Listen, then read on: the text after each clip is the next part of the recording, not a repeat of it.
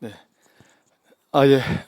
오늘 국가직 시험 보시는 여러분, 구급 시험 보신다고 수고하셨습니다. 제가 오늘 이제 막 지방에서 올라와서 문제를 받아가지고 이제 잠깐 한번 훑어보고 문제 해설 강의를 시작하게 됐습니다. 그래서 내가 이 문제를 미리 못 받았고 했기 때문에 전체적인 어떤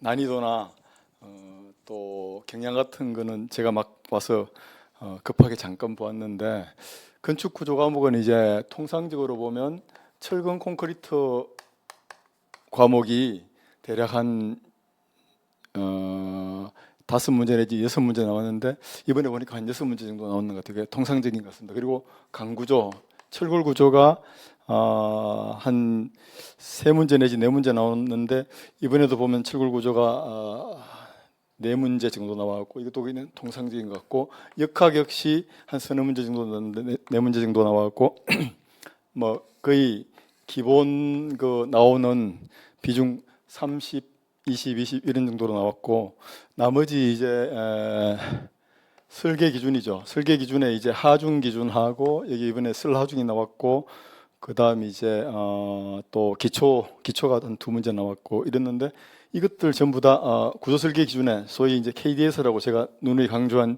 여기에 있는 내용이 그대로 다 나왔습니다. 그리고 이번에 기타로 특별하게 하나 나온 게, 그 문제를 보면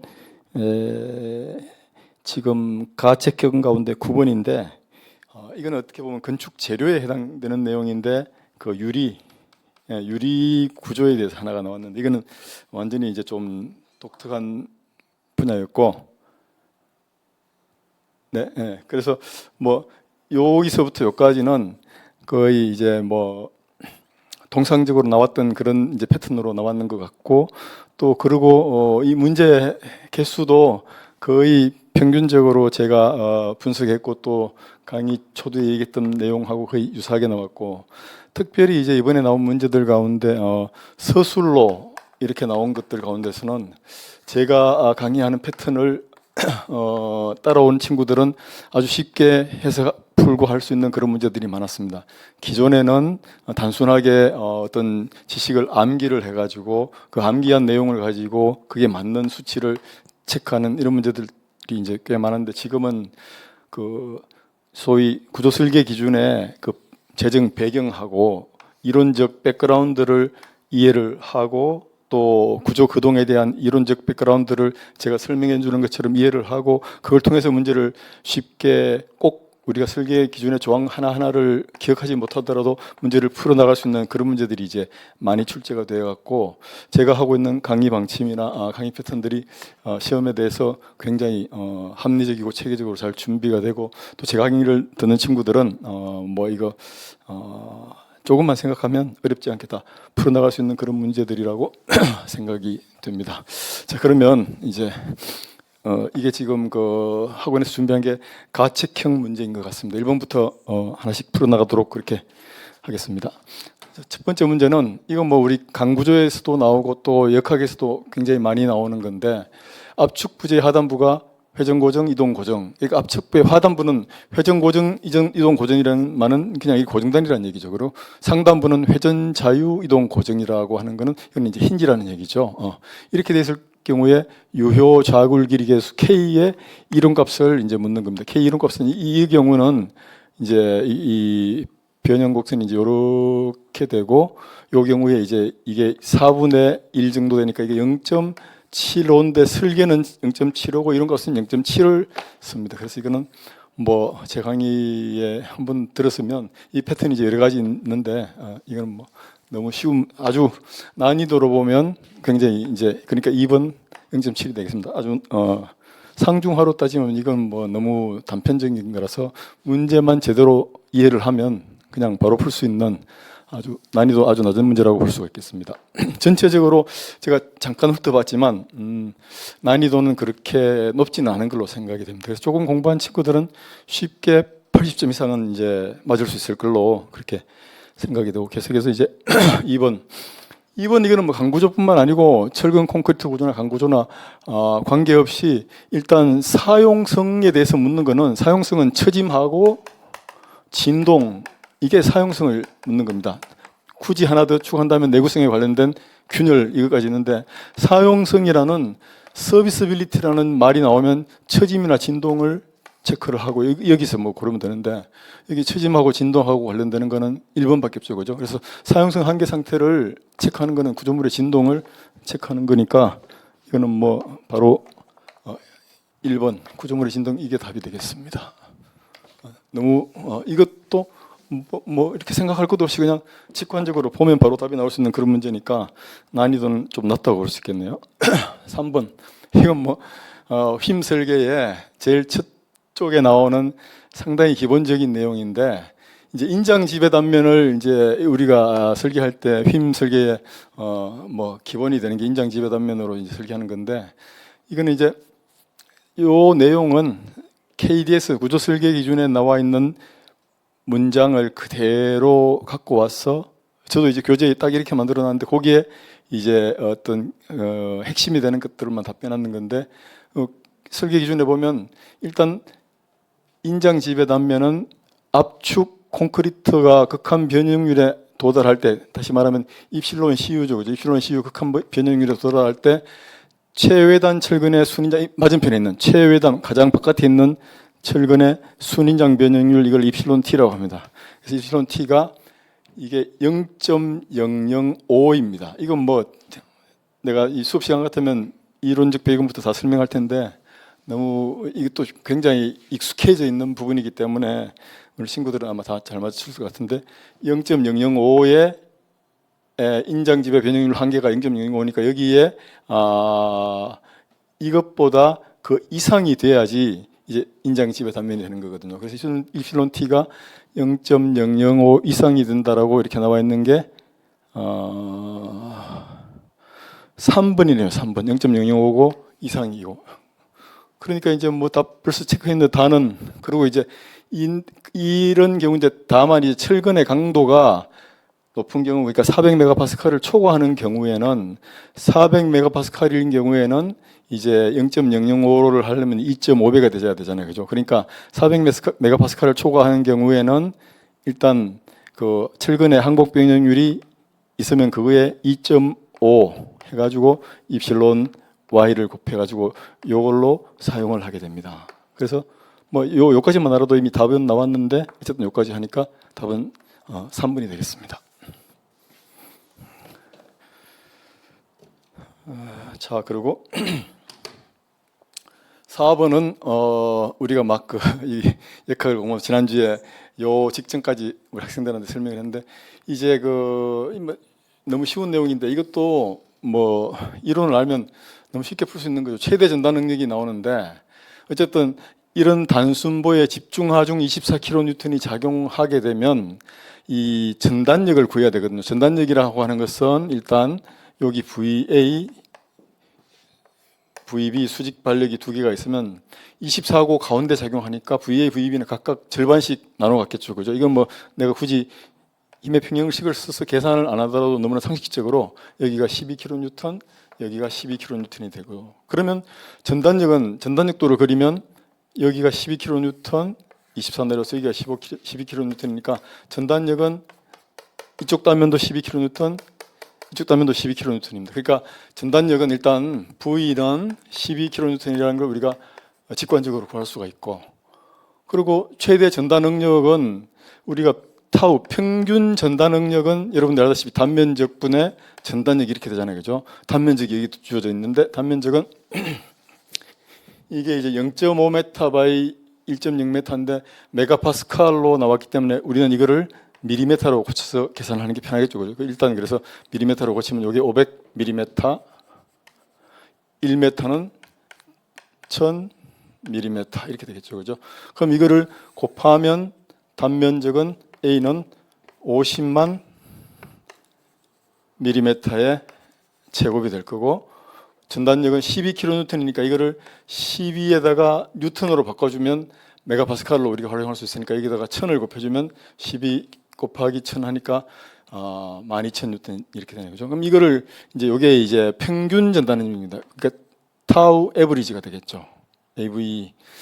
근데 이제 최대 전단 능력은 이런 직사각형 단면일 때, 직사각형 단면에서 요쪽 보기 잘 안 보이니까 봤을 때 평균 전달 능력이 타우라고 하면 최대 전달 능력은 우리가 타우 맥스라고 하는데, 타우 맥시멈은 이거는 뭐냐면 1.5배, 그러니까 2분의 3의 타우가 됩니다. 타우는 a분의 v니까 이렇게 되는 거죠, 그죠? 이렇게 됩니다. 이 값에 1.5배가 되는 거죠, 이렇게 되면. 그러니까 이제 이걸 계산해서 1.5배를 곱해주면 되는 거죠. 그럼 이 계산은 간단하게 0세개를 소거하고 500분의 12가 되죠. 일단 a분의 v는 그대로 500분의 12를 쓰고 여기에 3분의 2니 2분의 3이니까 이걸 약분하면 6이 되고 6, 3, 18이고 그러니까 6, 3, 18을 500으로 나누니까 이런 경우에는 20을 500으로 나누면 이걸 수학적으로 이제 계산하면 0 하나 붙이고 0.02 붙이고 5, 3은 15, 300 남고 5, 6에 30, 0.036 이렇게 나오네, 그죠? 그러니까 0.036이라는 답이 요 2번이네, 그죠? 2번. 이것도 뭐 전단 응력이라는 것은 시그마는 a분의 p고 전단 응력 타우는 a분의 v니까 전단 응력 평균 전단 응력을 알고 우리가 이제 이런 직사각형 단면이 이렇게 있으면 전단 응력은 평균 전단 응력은 우리가 이제 이렇게 그리지만 실제 전단 능력은 이제 이렇게 되는 거죠. 그래서 요 맥시멈 최대 전단 능력은 가운데 도심축에 있는 단면에서 이제 형성이 되는데 이것은 평균 전단 능력의 2분의 3배, 1.5배가 되는 거죠. 그죠? 1.5배 타고가 되니까. 그래서 이제 이걸 가지고 쉽게 구할 수가 있었습니다. 자, 이제 계속해서 5번 얕은 기초 설계에 대한 설명인데 이것도 이제 보면 결국은 구조 설계 기준에 기초 구조 설계 기준에 나와 있는 내용입니다. 그러니까 이것도 결국은 KDS, 내가 누누이 강조한 KDS를 중심으로 공부를 하면 이런 내용들을 우리가 읽어볼 수가 있는데, 다만 이 내용은 제가 설명하듯이 원리를 깨우치고 이거의 배경이나 개념을 알면 KDS에 나와 있는 기초 설계 조항을 전혀 몰라도 바로 답은 찾을 수가 있습니다. 한번 봅시다. 그러면 기초폭은 300mm 이상, 이거 이제 얕은 기초는 뭐 이렇게 나와 있습니다. 기준이 나와 있습니다. 이건 우리가 수업을 하면 체크할 텐데 300입니다. 어쨌든 기초폭은. 그리고 또 기초하분면에 경사가 이제 이 10분의 1까지만 허용이 된다는 게 이것도 나와 있는 거고, 그리고 또 당연하겠지만 동결 조건이 영구적이지 않으면 동결 집안에 지지해서는 안 된다. 이거는 뭐냐면 우리가 이 집 표면이 이렇게 있으면 겨울에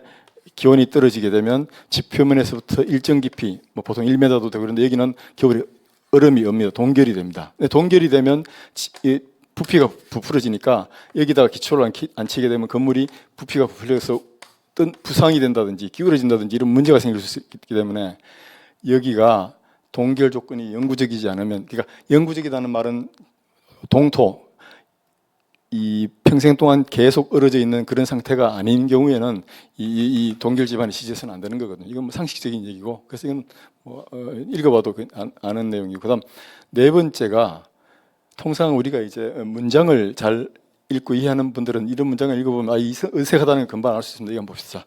교란된 집안, 이거 잘 몰라도 되고, 다짐하지 않은 체험, 이것도 잘 몰라도 되고, 또는 제어되지 않은 저강도 재료 위에 그러니까 이런 교란됐다는 집안 상태가 안 좋다는 얘기고, 다짐하지 않았다라고 하는 것은 이것도 집안 상태가 안 좋고, 제어되지 않은 이것도 집안 상태가 안 좋은데 이 위에다가 얕은 기초를 이런 재료 위에 시공하여야 한다. 이거는 말이 안 되는 거죠. 여러분 상식적으로 알더라도. 그러니까 교란, 정확하게 이 기준에 나와 있는 것은 교란되지 않은 집안, 이런 겁니다. 그래서 이거는 이제 이 4번이 옳지 않은 겁니다. 교란된 집안에 기초를 시공하면 이게 문제가 되죠, 그죠? 교란이라는 것은 흐트러져 있다 이 말입니다. 흐트러져 있는 집안이 흐트러져 있으면 그 위에 기초를 안 치면 집안이 이제 뭐 움직이거나 문제가 생길 수 있겠죠, 그죠? 그래서 이거는 4번 교란된 집안에는 그 위에 저강도 재료 위에 이런데 시공을 하면 안 된다는 얘기입니다. 역시 이제 그 설계 기준에 그 내용이 거의 그대로 나와 있습니다. 그다음 요건 이제 역학 계산 문제인데 이거는 트러스를 제 강의를 한번 듣게 되면 이건 너무나 쉽게 이해할 수 있는 풀어나갈 수 있는 문제인데 트러스 해석인데 잠깐 한번 풀어봅시다. 일단 이것도 문제가 중하 정도밖에 안 되는 문제입니다. 역학 문제지만 여러분들이 알면 굉장히 쉬운 문제인데 자 한번 봅시다. 일단 하중은 지금 여기 보면 하향으로 7kN하고 우향으로 4kN 두 개밖에 없잖아요, 그죠? 그래서 여기 이제 힘의 평형을 가지고 조금 풀어보면 일단 먼저 첫 번째가 이 A, B 지점의 지점 발력을 구해야 되잖아요, 그죠? A는 힌지기 때문에 A에 생기는 발력은 수직한 발력 VA가 있고 수평한 발력 내가 모르긴 몰라도 HA가 있습니다. 그리고 B는 이 롤러이기 때문에 수직한 발력 VB만 있습니다. 그래서 하나, 둘, 세 개의 발력인데 우리는 힘의 평균 조건식 세 개를 세울 수가 있으니까 이거 세 개를 미지수를 쉽게 볼 수 있겠죠, 그죠? 첫 번째, 여러분들이 이미 알고 있는 1번식이죠. 시그마 F, Y, 수직한 방향의 힘의 합력은 0이다를 가지고 식을 세우면 수직한 힘은 상향으로 있는 이 가정을 상향으로 했으니까 VA가 있고 그다음 하향으로 있는 7kN 있고 상향으로 있는 VB가 있으니까 이거 세 개를 다 더하면 0이 된다는 얘기죠. 그래서 VA 마이너스 7kN 플러스 VB 한 것은 0이다 이렇게 되는 거잖아요, 그죠? 그래서 그러므로 우리는 VA 플러스 VB는 7이 우변으로 이항되면 플러스 7이 되겠죠. 7이라는 하나의 식을 세울 수 있습니다. 그다음 두 번째는 이제 수평 방향의 힘의 합력은 0이라는 식을 가지고 우리가 HA를 구할 수 있는데 수평 방향으로 작용하는 힘은 HA하고 여기에 있는 4kN 이점에 작용하는 요 두 개밖에 없잖아요, 그죠? 그러면 둘 다 우측이니까 HA 플러스고 플러스 4kN 이거는 0이니까 그러므로 HA는 우리가 여기서 바로 구할 수 있는데, 그죠? 그러므로 HA는 마이너스 4kN이 되잖아요, 그죠? 그리고 마이너스 4라는 것은 내가 HA를 우향으로 가정을 해가 플러스로 가정했기 때문에 결과가 마이너스가 나왔다는 말은 방향이 좌향으로 간다는 얘기죠. 그래서 여기는 문제 풀 때 항상 여기를 X를 딱 칠하고 이쪽 방향으로 간다 이렇게 표시를 해놔야 되는 겁니다. 그래서 HA는 이쪽 방향으로 가고 크기는 4kN이다 이렇게 써놓고 시작을 해야 됩니다. 그 다음에 이제 세 번째 모멘트의 평형을 가지고 우리가 VA, VB를 구할 수 있잖아요, 그죠? 그래서 시그마 M 내가 VA를 먼저 구하고 싶으면 B에서 모멘트를 취하면 되고 VB를 먼저 구하고 싶으면 A에서 모멘트를 취하면 되는데 일단 A를 먼저 구해봅시다. 그래서 시그마 M B점에서의 모멘트 합력은 0이니까 B점의 모멘트를 일으키는 힘들은 B점으로부터 수직한 거리가 있는 힘들이죠, 그죠? 이 VA가 수직한 거리 16m가 있고 그 다음 요 이점에 작용하는 4kN이 수직한 거리 6m가 있고 그 다음 요 7kN이 수직한 거리 요게 두 개 합치면 8m가 되는 거죠. 요 세 개가 있는데 모멘트는 시계 방향으로 계산할 때가 플러스고 그럼 반시계 방향은 마이너스니까 그대로 우리가 계산해 보면 VA는 시계 방향으로 B점을 중심으로 해서 시계 방향으로 회전시키는 힘이니까 VA 곱하기 16m가 되고 또 이점에 있는 4kN 역시 B점을 기준으로 시계 방향으로 회전시키니까 플러스 4kN 곱하기 거리는 6m 이렇게 되는 거죠. 그 다음에 이제 이 F점에 있는 하향 7kN은 B점을 기준으로 반시계 방향이니까 이게 마이너스가 되겠네. 예? 마이너스 7kN 곱하기 8m. 이거는 0 이렇게 되잖아요, 그죠? 그러면 이걸 계산해 가지고 4, 6에 24고 7, 8 마이너스 56이니까 요거 두 개를 셈하면 32가 되네, 그죠? 플러스 32가 되네. 그러니까 마이너스 30인데 우변으로 이항되니까 플러스 32가 되니까 그래서 VA는 우변으로 이항된 게 32니까 여기다가 16을 나눠주면 되겠죠, 그죠? 16을 나눠주면 VA는 2가 되네, 2. 그래서 VA 2kN 나온 거를 여기 위에 있는 일식에다가 대입을 해주면 VB 자동으로 나오잖아요, 그죠? 여기 VA가 2니까 VB는 그러므로 VB는 합한 게 7이니까 VB는 5kN 되는 거죠, 5kN 이렇게 됩니다. 그래서 VA, VB 그다음 HA는 아까 여기 그죠 마이너스 4. 세 개를 다 반력을 구했습니다. 세 개 반력을 구했으면 그 다음은 이제 내가 이제 여기다가 반력을 써놓겠습니다. 그래서 여기 HA는 4 썼고 VA는 2kN 썼고 VB는 5kN 이렇게 합니다. 그 다음에 이제 이 단계에서는 여러분들이 이제 트러스의 DF 부재력이라고 하잖아요, 그죠? 이렇게 DF 부재력, 그러니까 부재력 하나를 구할 때는 여러분들은 뭐 절전법부터 시작해도 되지만 압도적으로 이렇게 잘라갖고 절단법으로 푸는 게 제일 좋습니다. 절단법으로 풀면 DF의 부재력을 이렇게 해서 인장으로 가정을 하고 있어 F, DF인데 우리는 여기서 뭐 복잡하니까 F1이라고 합시다. F1으로 써놓고 이렇게 해서 이제 힘의 평형식을 세우면 됩니다. 근데 이제 절단법은 이렇게 잘란 상태에서 자를 때는 물론 당연히 우리가 쓸 수 있는 식의 개수가 힘의 평형 조건식 3개밖에 없기 때문에 이 미지 부재가 3개, 하나, 둘, 3개 이내로 잘라야지 이 식을 적용할 수 있잖아요. 이건 뭐 수업 시간에 자세히 얘기했지만 어쨌든 그래서 3개 부재가 통과하도록 이렇게 자른 겁니다. 이렇게 자르고 나서 가장 심플하게 계산할 수 있는 방법은 여기서 이제 우리가 힘을 모멘트를 구해야 되는데 모멘트를 가지고 이제 이 힘을 구하는데 그러면 이제 미지 부재력이 CE하고 CF하고 DE 세 개가 미지 부재력인데 이거 세 개를 우리가 절단해 갖고 구할 수 있는데 내가 이 F1, DF 이 부재만 힘을 구할 때는 CE, CF 부재가 만나는 점 여기를 기준으로 해서 모멘트 평형을 세우면 이거 두 개는 모멘트가 0이 되기 때문에 이걸 바로 구할 수 있겠죠, 그죠? 그래서 여기다가 모멘트 평형을 MC점을 기준으로 모멘트 평형을 세우면 됩니다. 그래서 자 복잡하니까 기사님 여기 좀 잘 보입니까? 여기 괜찮습니까? 그럼 여기서 한번 세워볼게요. 여기서 그러면 이제 저 시그마 MC C점을 기준으로 모멘트를 세우면 이게 0이라는 걸 가지고 세워보면 자 이제 이렇게 절단법으로 해가 잘라서 고려할 때는 이쪽에 있는 이렇게 자른 요 부분 자유물체도만 고려하고 이쪽에 있는 것은 다 힘의 평형 조건으로 가정했기 때문에 무시하고 요거만 우리가 관심을 가지면 되는 겁니다. 그래서 여기서 모멘트를 일으키는 힘은 이 VA가 있고 여기 이 HA 이쪽 방향으로 이 HA가 있고 그다음 여기 있는 우리가 구하고자 하는 F1이 있잖아요. 그죠? 이 세 개니까 세 개의 모멘트 평형을 세우면 바로 F1이 나오겠죠. 그죠? 그래서 일단 수직한 거리가 HA는 요 거리가 3m고 VA는 요 거리가 4m니까 역시 F1도 요 거리가 3m니까 쉽게 식을 세울 수 있겠죠. 그죠? 시점을 기준으로 우측으로 회전하는 VA 힘은 우측으로 회전이니까 플러스 HA도 우측으로 회전이니까 플러스 시계 방향이고 다만 F1은 반시계 방향이니까 마이너스 이렇게 계산하면 되겠죠. 그래서 그대로 해보면 HA 4kN 곱하기 거리가 3m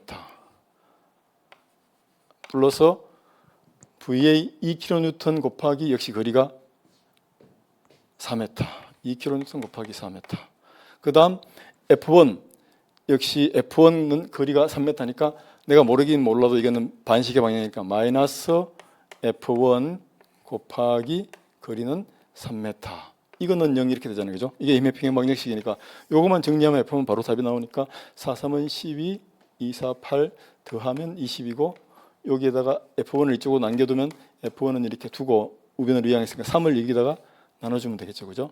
답에 그러면 3분의 플러스 22 예, 여기 있는 3번 여기에 답이 되겠습니다.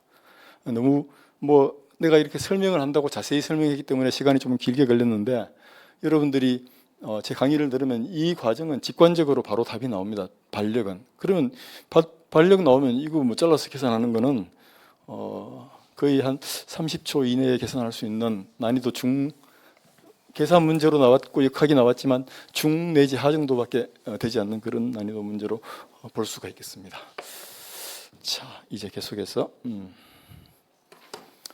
이건 이제 역시 평지붕 설하중인데 우리가 2022년에 개정되기 전까지 설하중을 우리는 보통 적설하중 눈이 쌓인다고 해서 적설하중으로 했는데 풍하중이 그냥 바람하중이 풍하중이고 뭐 이렇게 됐기 때문에 적설하중도 이걸 사일 적자를 빼버리고 그냥 설하중으로 눈하중을 그냥 설하중으로 이렇게 바꿔갖고 이제 지금서부터는 설하중으로 이렇게 부릅니다. 여러분 익숙하겠지만 그래서 설하중 역시 KDS의 나와 있는 기준, 나와 있는 조항들 그대로입니다. 그래서 설하중이라고 하는 것은 기본 지붕 설하중 계수 12에다가 그 다음에 이제 노출 계수 곱하고 그 다음에 이제 이 온도 계수 곱하고 거기다가 중요도 계수 곱하고 그 다음에 이제 설하중 계수 이렇게 곱해가지고 그걸 다 곱해가지고 그 값을 산정을 하는데, 그래서 기본 지붕 설하중 계수 10이라고 하는 것은 여기 나와 있다시 0.7이 맞습니다. 그리고 또 건물의 중요도가 1등급일 때 중요도 계수는 1.1입니다. 이거 이제 건물의 중요도가 특등급이 있고 1등급이 있고 2등급이 있고 3등급인데 특등급이 1.2, 1등급이 1.1, 2등급이 1.0 이렇게 나갑니다. 그러니까 1등급이니까 1.1이 맞죠, 그죠? 이거 맞습니다. 그리고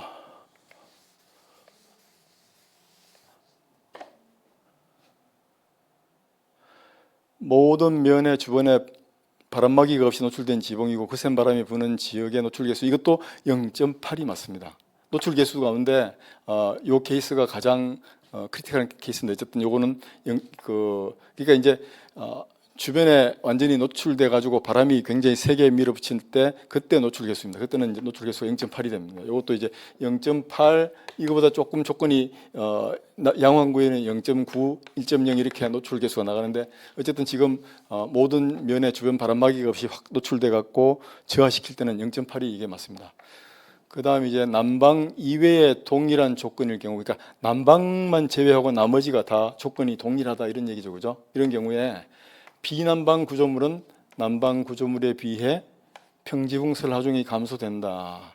자, 이거는 여러분들이 제 강의에서 이렇게 단순하게 암기하는 게 아니고 좀 이해를 하려고 원리나 개념을 파악하고 이해를 하려고 이렇게 습성을 하면 이런 문제는 읽으면 바로 답이 보이죠. 왜냐하면 이렇게 한번 봅시다.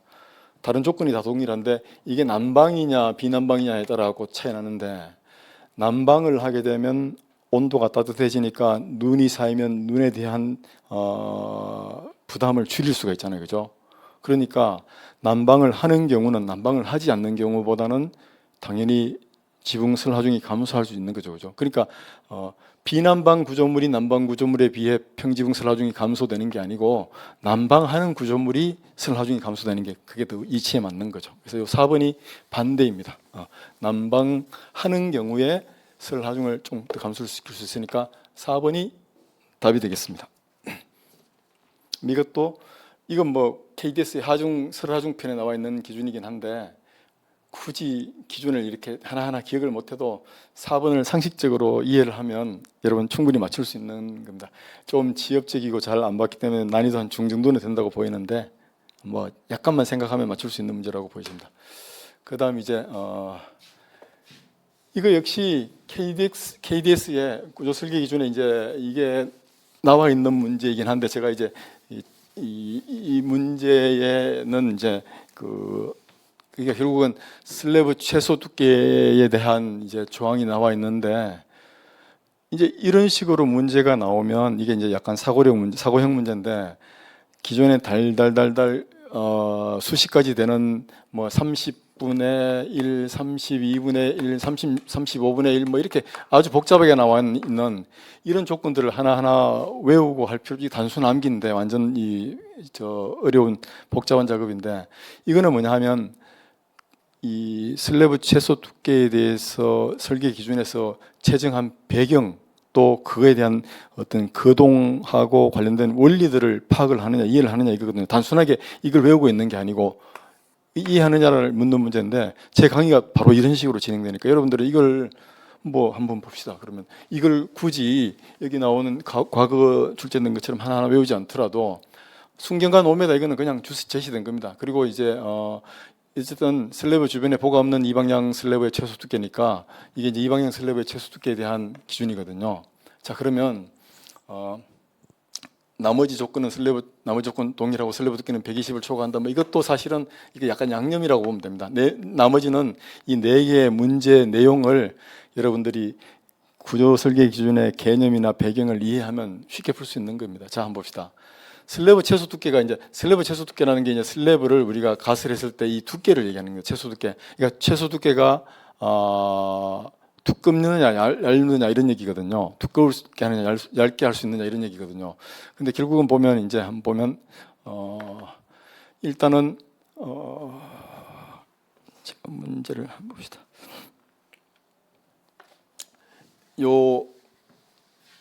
여기에 주어져 있는 네 개의 지문들에서 문제의 답들이 그냥 다 들어와 있는데 실제는 이게 기준에는 어떻게 되어 있냐면 아까 얘기했듯이 이런 경우에는 테두리보가 없는 경우에는 슬래브 최소 두께가 뭐 예를 들면 32분의 1이고 어떤 거는 35분의 1이고 이렇게 수치로 주어져 있는데 이걸 이해를 해가지고 우리가 이제 문제를 찾아내야 되는데 보면 자 봅시다. 철근의 설계 기준 항복 강도가 증가하면 철근이 이제 슬래브에 하부에 이제 철근이 이렇게 배치돼 갖고 이 슬래브를 지지하고 있는데 이 철근의 강도가 높아지면 슬래브 두께는 당연히 어떻습니까? 강도가 증가할수록 최소 두께는 증가할 수 있겠죠. 이건 감소하는 게 아니고 반대로 증가할 수 있는 거죠. 그죠? 왜냐하면 철근이 강도가 크다는 말은 슬래브의 콘크리트하고 밑에 있는 철근하고 사이에 이 모멘트, 휨 모멘트, 암 랭스, 팔 길이가 길기 때문에 더 많은 힘을 받을 수 있기 때문에 최소 두께는 증가할 수 있는 거거든요. 그러니까 이런 개념입니다. 그래서 그다음 또 하나는 자 외부 슬래브, 내부 슬래브 이거는 그냥 저기 하는 거고 테두리보가 있느냐 없느냐 이걸 한번 봅시다. 테두리보가 있으면 슬래브의 테두리보라고 하는 것은 슬래브가 이제 이렇게 있으면 여기에 테두리보가 이 슬래브를 이렇게 지지하고 있다는 얘기거든요. 이 슬래브를 이 안에는 물론 기둥이나 보가 있을 수도 있고 그런데 테두리보가 슬래브를 지지하고 있으면 당연히 테두리보가 없는 경우보다 슬래브 두께가 더 작게 할 수 있겠죠, 그죠? 테두리보가 없으면 이게 빨리 많이 쳐지니까 더 두꺼워야 되고 요거는 맞는 거죠. 그다음 또 지판이 있는 경우 지판이 있는 경우 테두리보가 없는 외부 슬래브보다 내부 슬래브 최소 두께가 작다. 이것도 이제 지판이 있고 테두리보가 없는 외부 슬래브, 내부 슬래브 이것도 역시 이제 외부냐 내부냐 이건데 이게 슬래브가 통상 이제 이렇게 돼 있고 여기 이제 지판이 이렇게 있는데 이러면 이제 이 안쪽에 이렇게 돼 있는 경우 이거 안쪽에 이렇게 지판이 이렇게 있잖아요, 그죠? 지판이 이렇게 있고 이거 슬래브를 이거는 외부 슬래브라고 하고 이건 내부 슬래브라고 하거든요, 내부. 그래서 당연히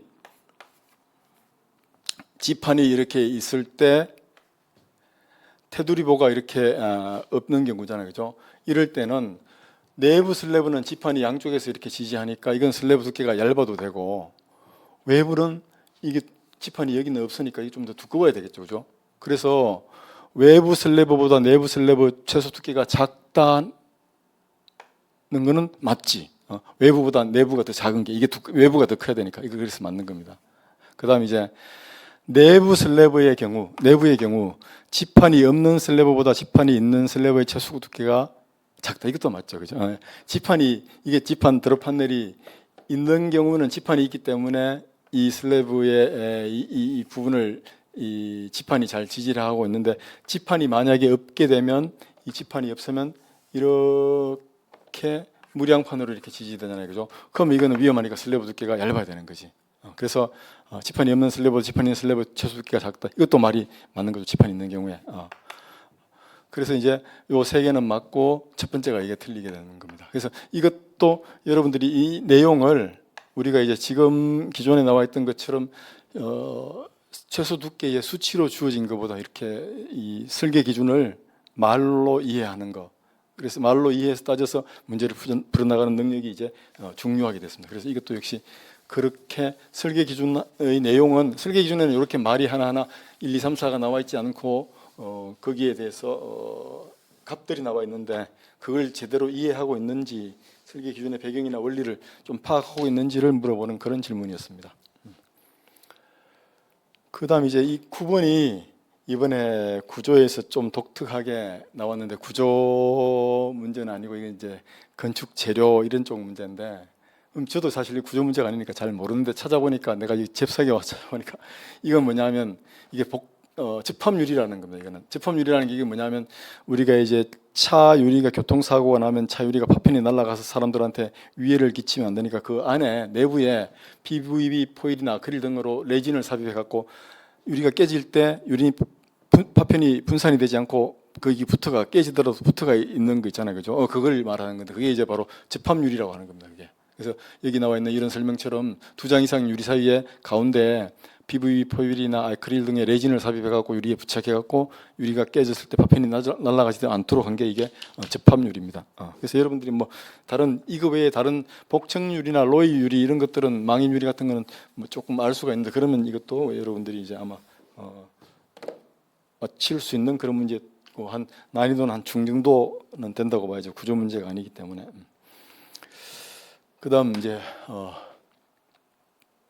자, 이거 기초 구조에 이 용어 정의하고 이런 내용들이 나와 있는 건데 이것도 역시 이 전체가 다 KDS라고 하는 구조 설계 기준의 기초 구조에 대한 내용들 그거에 있는 용어들을 가지고 왔습니다. 그래서 뭐 극한 지지력이라고 하는 것은 우리가 극한이라고 하는 말이 들어가면 이게 이제 파괴가 발생되는 한계를 나타내는 거니까 전원파괴 발생되는 기초의 단위면 일단 하중이다. 이건 맞는 말입니다. 그리고 또 마이크로 파리라는 것은 말 그대로 마이크로라는 게 이게 아주 작은 거잖아요, 그죠? 마이크로라는 게 아주 쉽게 말하면 큰 말뚝을 하나 박는 대신에 작은 거를 여러 개 박아가지고 그 그라우트 해가지고 만든 그런 거를 마이크로 파리라고 하거든요. 그래서 요거 맞습니다. 그리고 이제 저강도 재료라는 게 이 기초에는 있는데 기초 재료 가운데 저강도 재료는 이게 이제 말 그대로 저강도인데 28일 압축 강도가 이거는 9.3 메가파스칼 이하가 아니고 기준에는 8.3으로 되어 있습니다. 요게 여기 틀린 겁니다. 수치가 나오는데 요건 나중에 여러분들 또 기억해야 될 겁니다. 저강도 재료는 기초에서 저강도 재료라고 하면 이거는 콘크리트의 28일 압축 강도가 8.3 메가파스칼 이하인 이것을 이제 저강도 재료라고 합니다. 그래서 허용 지지력은 뭐 당연히 극한 지지력을 안전율로 나누어 가지고 나타낸 개수니까 이거는 맞고 그래서 여기서는 3번 저강도 재료가 9.3이 아니고 이게 8.3이니까 이게 이제 정답이 되겠습니다.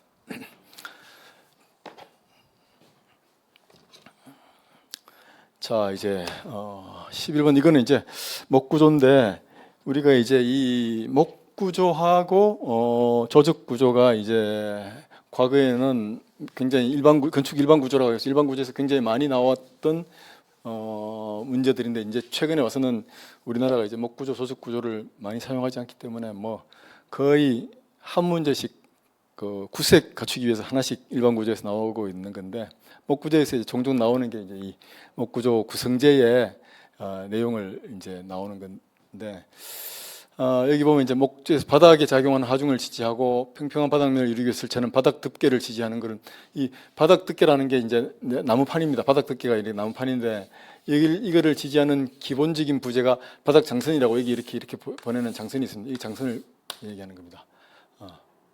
그 토대는 이제 밑에 이 목재 기초 돌하고 기둥을 세우기 위해서 여기 나무로 이렇게 붙여서 만드는 걸 토대라고 하고 바닥 도리는 뭐 이거 밑에 이 띠장을 보내고 띠장을 지지하는 도리는 보니까 보를 이제 얘기하는 거고 그렇습니다. 그래서 어쨌든 간에 요 지금 설명한 것은 바닥 덮개는 우리가 이제 일반 건물에 대해서 설명하면 이건 이제 거의 슬래브 바닥판이나 마찬가지입니다. 그래서 그걸 지지하는 것은 바닥 장선이 되겠습니다. 보통 이제 이런 덮개 바닥이나 벽판 같은 게 이렇게 있고 그 판재가 있으면 판재를 지지하는 기본적인 것은 이 장선입니다. 장선으로 이렇게 지지해가 보내고 그다음 띠장을 또 붙이고 또 멍예를 하고 그렇게 해가지고 스포트를 대고 이렇게 하는데 그걸 장선이라고 합니다. 이것도 뭐 전체적으로 목 구조를 조금 본 사람들은 그렇게 어렵진 않았을 것 같습니다. 그다음에 이건 이제 그 처진 파트에 나오는 내구성 처진 파트에 나오는 그 내용인데 여기 이제 처짐 가운데 추가 처짐이 이제 이 장기 처짐을 나타내는 그 개수인데 이 장기 추가 처짐에 대한 계수 람다 델타라는 게 있는데 이 람다 델타는 어떻게 구성되냐면 1 플러스 50에 여기에 로 프라임이라고 이 로 프라임은 이거 뭐냐면 압축 철근비입니다. 압축 철근비. 로는 철근비인데 특별히 로 프라임은 이게 압축 철근비를 나타내는 겁니다. 압축 철근비. 압축 철근의 비죠, 그죠? 로 프라임. 프라임은 보통 압축 철근을 나타내는 거니까 이렇게 구성돼 가지고 이거 분의 크사이라고 나오는데 크사이 이거는 경영 계수 그러니까 이제 시간 경과 계수라고 하고 이게 60개월 이상 여기는 지금 10년 동안 지수 하중이 작용하잖아요. 그죠? 그러니까 5년이죠. 5년. 60개월. 그러니까 60개월이니까 5년이죠. 5년 이상이면 이 크사이는 다 2.0이 됩니다. 계수가. 2.0이니까 이게 이제 10년 동안이니까 이건 당연히 2.0이 되겠죠. 2.0이 되고 1 플러스 50의 로 프라임이 압축 철근비잖아요. 그죠? 근데 이거는 이제 결국은 압축 철근을 우리가 복근보라고 있잖아요. 그죠? 복근보 압축 철근을 배근하는 이유 가운데 하나가 장기 처짐 감소잖아요. 그죠? 장기 처짐 장년시라고 장기 처짐을 감소시키고 연성을 정진시키고 그다음 철근 조립을 하기 위한 시공성이잖아요. 그죠? 시공성을 정진시키는 게 복철근보의 복배근의 목적이잖아요. 그죠? 장년시라고 해서.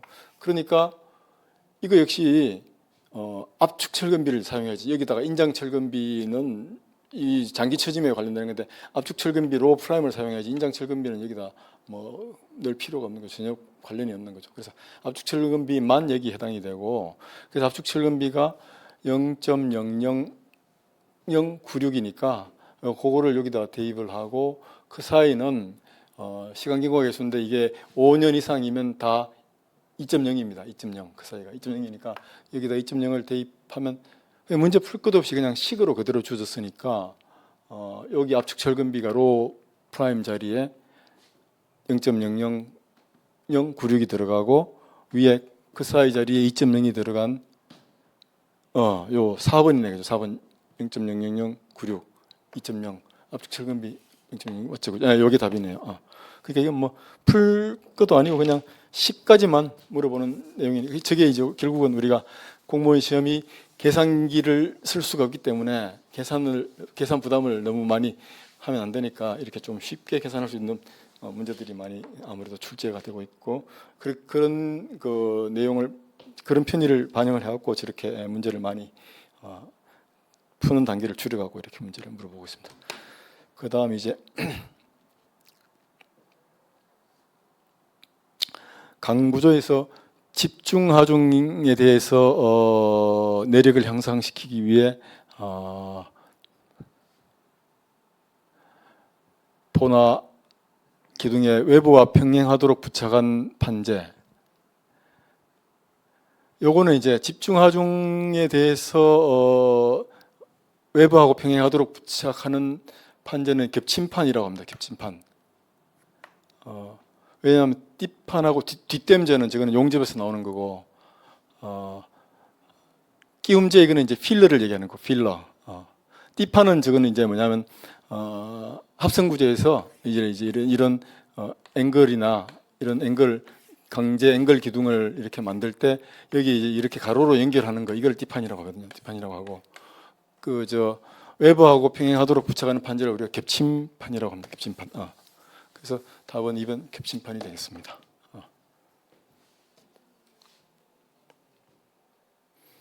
그 다음 자 14번 이거는 이제 휨부재 설계에 대한 설명인데 이것도 내가 이제 문제를 보고 우리가 휨부재 설계의 이 설계 기준에 기존에는 콘크리트의 극한 변율 입실론 CU를 0.003으로 보았는데 2021년 말 개정을 하면서 이걸 0.0033으로 했거든요. 기본을. 그리고 이제 40메가파스칼 초과하는 경우에는 여기에다가 강도에 비례해서 10%씩 더 감소시키도록 0.0032, 31, 30 이렇게 하도록 해놨는데 기본은 40메가파스칼 이하인 경우에는 0.0033인데 1번이 이거 벌써 개정한 지 오래돼갖고 시효가 좀 지났는 것 같은데도 어쨌든 이 문제가 나왔습니다. 0.03이 아니고 여기에 33. 그래서 이게 틀렸습니다.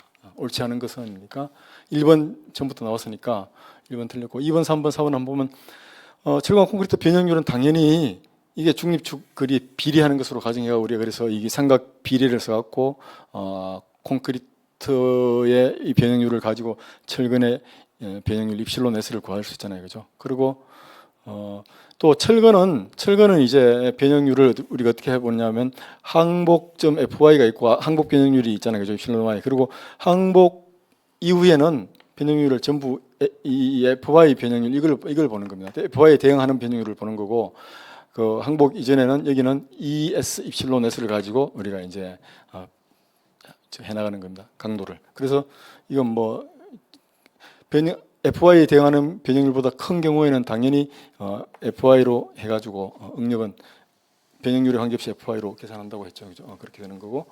그리고 콘크리트의 압축 응력 분포는 그리고 변형률 사이의 관계는 우리가 기존에는 이제 직사각형 하나만 썼는데 지금은 이제 직사각형이라든지 뭐 사다리꼴이라든지 또는 뭐 포물선, 직선형 이렇게 어떤 걸로도 사용할 수 있다라고 어떤 걸로도 가정할 수 있다고 그렇게 나와 있습니다. 그래서 기준에서는 아무래도 직사각형이 그래도 계산하기가 제일 편하기 때문에 직사각형을 좀 많이 사용하고 또 최근에는 포물선, 직선형이 그래도 그나마 직사각형보다는 조금 더 실제 거동을 반영을 더 한다고 해서 그래서 포물선, 직선형도 우리가 좀 많이 사용을 하고 있습니다. 그다음 이제 이거 역시 조적식 구조가 이제 제가 기준을 매번 강조를 하는데 과거의 이 조적식 구조의 문제들은 우리가 소위 대학 교재 건축 일반 구조학이라는 그 교재에 나와 있는 뭐 조적의 이 사이즈라든지 또는 뭐 쌓기 방법, 영식 삭히니, 일식 삭히니 또는 뭐 통줄눈이니 막힘 줄눈이니 뭐 이런 문제들이 이제 주로 많이 나왔는데 최근에는 이 조적 구조마저 그런 대학 교재 텍스트북에 나오는 문제가 거의 많이 사라지고 지금 여기는 뭐냐면 이거 다 그대로 구조설계 기준입니다. 구조설계 기준에서 그 이 재료편에 조적식 구조의 재료편에 몰타르하고 그라우트에 대한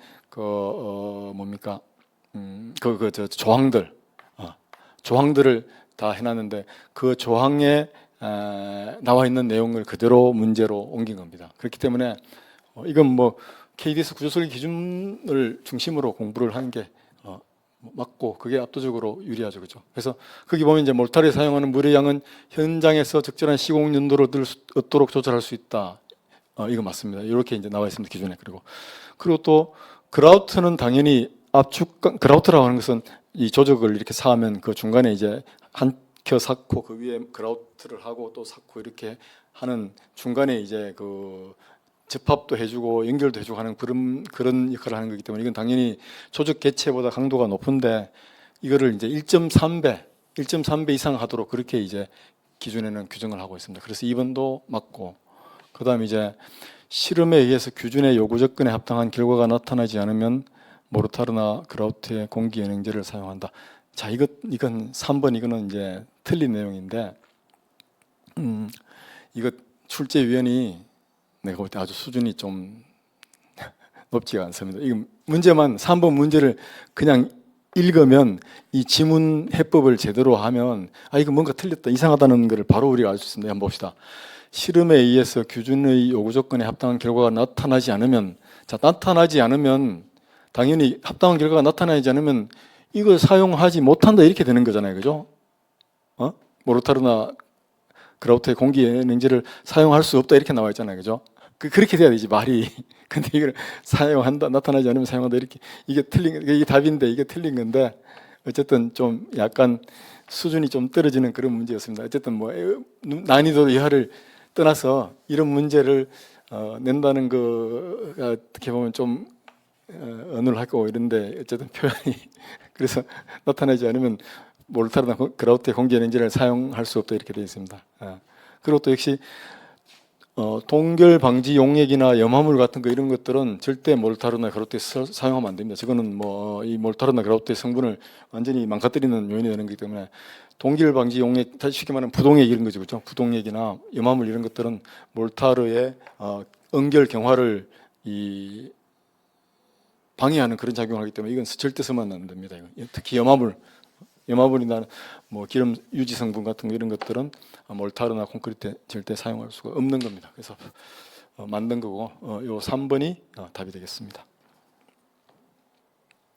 그다음 16번 보통 중량 콘크리트의 설계 기준 압축 강도가 30메가파스칼일 때 콘크리트의 활성 탄성 계수는 자 이거는 이제 여러분들이 뭐 이거 저 콘크리트 재료 기준의 앞쪽 편에 보면 이제 이 보통 중량 콘크리트인 경우에는 우리가 탄성 계수를 구하는 식이 어떻게 되냐면 여기 문제 나와 있듯이 8,500의 삼성근 루트 FCM 이렇게 되어 있는데 FCM 이거는 이제 평균 압축 강도입니다. 평균 강도입니다. 근데 평균 강도 이거는 이제 보통 시험을 통해서 얻긴 하는데 이게 이제 충분한 시험 자료가 없는 상태 이럴 때는 통상 FCM은 우리가 설계 기준 강도 FCK에다가 한 10% 정도를 더하는데 그냥 10%가 아니고 4, 6 중간에는 이제 직선 보관인데 요게 이제 설계 기준 강도 FCK가 40메가파스칼 이하일 때는 4를 더하고 60메가파스칼 이상일 때는 6을 더하고 중간에는 직선 보관하니까 그러니까 FCK가 50일 때는 5, 45일 때는 4.5, 55일 때는 5.5, 60 이상은 60, 70, 80, 90 다 6을 더합니다. 40 이하는 30, 20 다 4만 더합니다.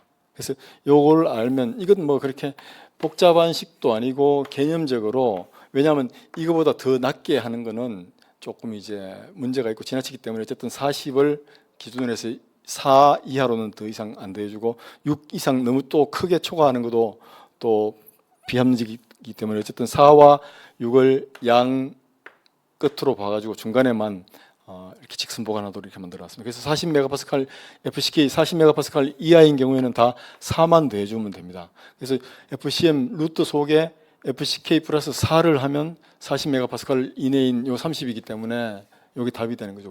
그러니까 30이니까 30 플러스 4니까 나머지는 다 똑같은데 34 이게 되는 거죠. 그죠? 그래서 3번이 답이 됩니다. 이것도 이 식이 별로 어려운 식도 아니고 내가 이걸 쉽게 학생들한테 이해하도록 얘기를 해주는데 이 식만 알고 있으면 이건 뭐 거의 직관적으로 답이 나올 수 있는 그런 문제죠. 그죠? 그래서 이것도 난이도는 그렇게 높지가 않습니다. 그 다음에 이제 17번 역학의 이제 갤버보 해석 문제인데 자 시점이 여기잖아요. 그죠? 이 시점에서 발생하는 휨 모멘트를 물었습니다. 여기 발생하는 휨 모멘트 MC를 물었기 때문에 우리는 이제 갤버보를 일단은 해석을 해야 되는데 이와 같이 갤버보가 이제 두 가지 타입이 있죠. 그죠? 고정단 그다음 롤러가 있는 경우가 있고 단순보에 내민보에 플러스 이렇게 추가된 거죠. 이거를 내민보 플러스 단순보형이라고 하잖아요. 그죠? 그래서 요 힌지가 여기를 확대해서 보면 이렇게 된 보에 위에 이렇게 걸쳐 있는 거거든요. 그러니까 이제 요 단순보 여기서부터 여기까지 해당되는 요 단순보가 이제 여기에 반력을 하중으로 가해가지고 요 내민보를 우리가 해석을 하면 되니까 우선 요 우측에 있는 등분포 하중이 작용하는 D2 구간 그래서 D2 구간 요 구간의 단순보를 먼저 해석을 하면 되겠죠. 그죠? 여기가 힌지라고 하고 여기 VD가 있고 여기가 롤라고 VE 수직한 하중 VD를 구하면 되겠죠. 근데 이건 뭐 우리가 등분포 하중이기 때문에 여기서부터 여기까지 골고루 등분포 하중이 작용을 하기 때문에 VD와 VE는 등분포 하중 전체를 절반씩 나누어 갖는 거잖아요. 그죠? 이 전체는 요 3 곱하기 3kN/m에다가 4m의 하중이 작용하니까 3, 4, 12kN이라고 하는 하중이 이거 두 개의 중간에 작용한다고 우리가 중첩으로 지원할 수가 있잖아요. 그죠? 이렇게 12kN이 중간에 작용을 하니까 VD하고 VE는 각각 12의 절반인 6kN, 6kN 이렇게 가져가는 거잖아요. 그죠? 6. 그러니까 6으로 가져왔고 그다음 6으로 가져오니까 이 6은 요 D점에 이제 6kN하고 같은 크기의 하중으로 이렇게 작용하는 거죠. 지점 반력이. 이게 이제 요건 이제 요쪽은 우리가 요까지는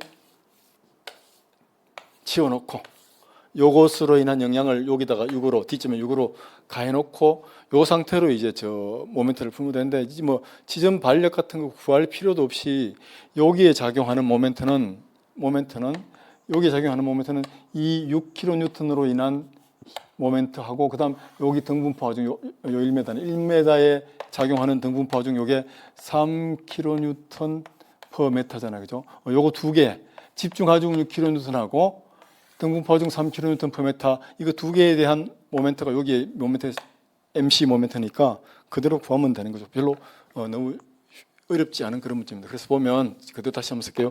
여기에 이 갤브 우측에 있는 걸로 인해서 6kN이 집중 하중으로 작용하고 그다음 요 1m 구간 CD 구간 여기에는 3kN per m는 등분포 하중이 작용하니까 이 등분포 하중도 모멘트를 계산하기 위해서는 집중 하중으로 치환을 해야 되겠죠. 그죠? 근데 3kN per m 곱하기 1m니까 여기는 이제 3kN per m 곱하기 1m로 한 여기에 3kN이라는 거. 그러니까 3 곱하기 1은 3이니까 3kN이라는 하중이 요 1m의 중간인 여기가 0.5m가 되겠죠. 그죠? 2분의 1m, 0.5m 지점에서 작용하잖아요. 그죠? 그럼 저 두 개를 가지고 크기를 이렇게 해야 되겠지. 3과 6이니까. 저 두 개를 가지고 시점에 모멘트를 세우면 되겠죠. 그죠? 이쪽만 고려하고. 그래서 여기 보면 MC 시점의 모멘트는 둘 다 시계 방향이니까 플러스 계산하면 되겠죠. 그죠? 그래서 먼 거부터 하면 6kN 곱하기 1m가 되고 플러스 그다음 3kN 곱하기 0.5m, 2분의 1m죠. 그죠? 뭐 0.5m도 되는데 하여튼 2분의 1m가 되고 이렇게 되니까 이거 계산하면 되는 거니까 너무 쉬운 문제죠. 6일은 6 플러스 3 곱하기 0.2분의 1 하니까 3 곱하기 2분의 1 그러니까 0.5 하니까 이건 1.5가 되는 거죠. 그죠? 1.5. 그래서 6 플러스 1.5 한 게 MC가 되는 거죠. 그죠? 그래서 단위는 킬로뉴턴 메타가 되는 거죠.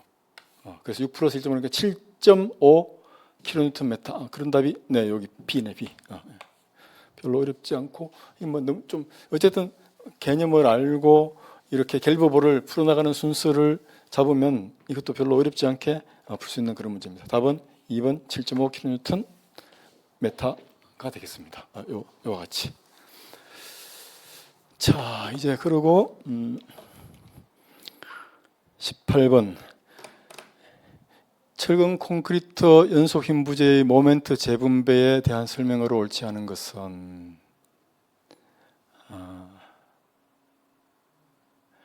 이것도 역시 이제 구조 설계 기준에 모멘트 재분배에 나와 있는 KDS 기준에 나와 있는 조항을 그대로 가져온 겁니다. 내가 그 KDS 기준을 찾았는데 지금 이제 좀 지엽적이고 복잡한 거기 때문에 저도 이제 이걸 찾아가지고 체크를 했는데 어쨌든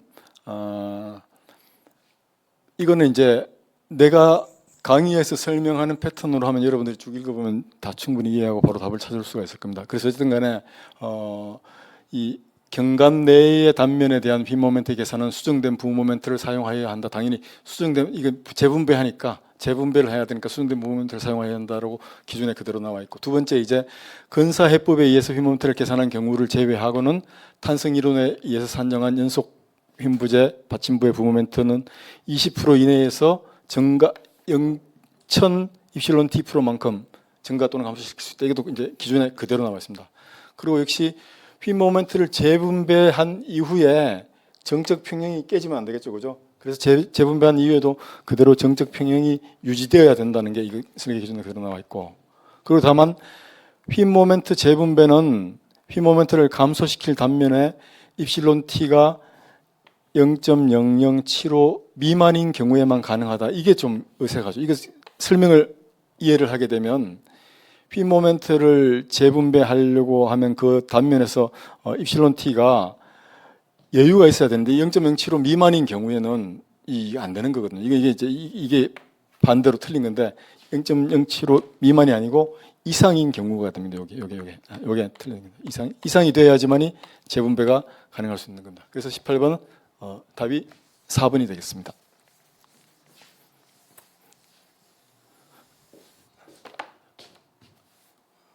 자, 이제 계속해서 몇 문제 안 남았으니까 조금만 더 보도록 합시다. 19번. 19번 역시 이제 이거는 강구조인데, 특별히 강구조 가운데 강합성구조, 합성구조에 대한 공칭단면, 공칭강도, 합성구조의 공칭강도에 대해서 이제 설명하고 있는 건데, 이거 역시 이제 구조설계 기준에 이 조항들이 그대로 나와 있습니다. 결국은 강구조의 KDS 강구조 설계 기준에 제가 누누이 강조했던 그 조항들을 가지고 그대로 문제를 냈는데, 그러니까 이제 기존에 나와 있던 과거의 대학 교재 이런 걸로 설명을 보면 여러분들은 뭐 계속 또 헷갈릴 수밖에 없죠. 그래서 이 조항을 보면 결국은 이것도 문제를, 이건 사실 좀 난이도가 이번 회차의 가운데 제일 어려웠던 고난이도 문제 가운데 하나입니다. 왜냐하면 굉장히 지엽적인 숫자 하나를 가지고 이 사람들이 문제를 학생들한테 혼돈하도록 냈는데, 소성응력분포법이라는 이제 그 강합성 구조의 설계 방법에는 소성응력분포법이 있고 변형률 적합법이라는 두 가지 방법이 있는데, 설계 기준이 이제 소성응력분포법에 대해서는 강제가 인장 압축으로 항복 응력에 도달할 때 콘크리트는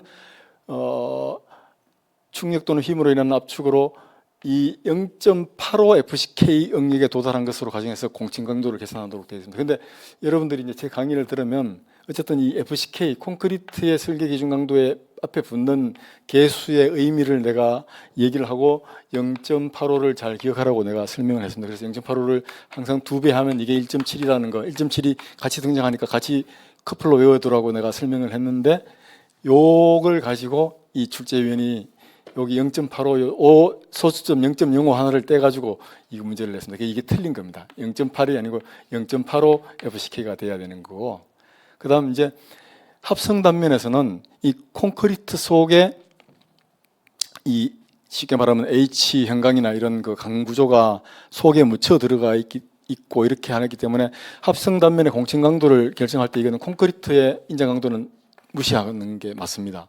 그리고 또 변형률 적합법에서는 여기 역시 선형적으로 분포하는 걸로 우리가 뭐 당연하겠지만 변형률이 선형적으로 분포한다는 가정을 가지고 우리가 설계 기준을 만들어내고, 이 변형률 적합법이라는 설계 개념도 역시 이게 비례하는, 다시 말하면 선형적으로 분포하는 걸로 가정을 해가 만들어진 거기 때문에 이건 뭐 당연한 거고, 그리고 이제 합성 구조는 두 가지가 있습니다. 하나는 매입형이 있고 하나는 충진형이 있는데, 매입형이라고 하는 것은 이게 그 H빔이 콘크리트 속에 매입이 되어 있는 겁니다. 그러니까 H빔이 콘크리트 덩어리 속에 이렇게 묻혀 있기 때문에, 이게 콘크리트 밖에 노출이 되어 있으면 H빔의 이 날개나 이런 게 이게 이제 이 국부적으로 힘에 의해서 휘어지거나 문제가 된 게 이게 좌굴 버클링인데, 이 콘크리트 속에 묻혀 있는데 이건 좌구를 고려할 필요가 없거든요. 그래서 매입형 합성 부재는 국부 좌구를 고려할 필요가 없다, 이게 맞습니다.